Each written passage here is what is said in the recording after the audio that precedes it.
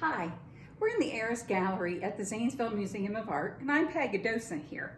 Today I'm going to talk to you about this beautiful bust. This terracotta bust is of Maria Carolina Bonaparte Murat. She is the youngest sister of Napoleon Bonaparte, and quite a beauty in her own right. When Napoleon became Emperor of France, he decided to keep all of his family close. So when Murat met his general, the handsome Joachim Murat, she was married to him at the age of 17 at her brother's insistence. But she wanted to make sure she got her bit of the pie because all of her brothers were getting to be emperors and kings of different areas. So she and Joachim became the king and queen of Naples. And that happened in 1808 and went on, but as you know, Napoleon had some ups and downs himself, and with each ups and downs, so did members of the family. So in 1815, Napoleon's reign was pretty much coming to an end, and Maria Carolina, and Murat kind of saw what was coming. So Murat switched sides.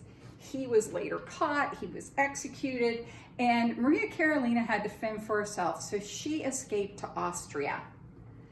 And while in Austria, she renamed herself the Comtesse de Lapona, which if you take those letters and rearrange it, it's Napoli.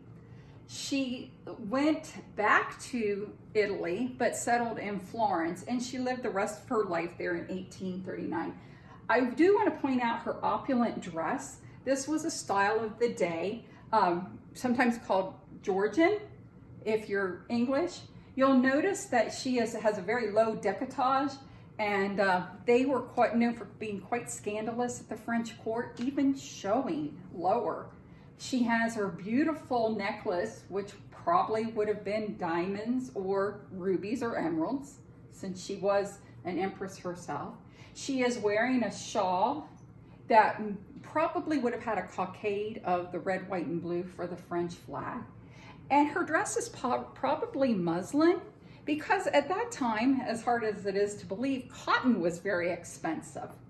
She's also wearing ostrich feathers in her hair, and her hair is curled quite tightly, which they would have used irons, but since they did not have the modern hairspray, her hair might even have been set with sugar water.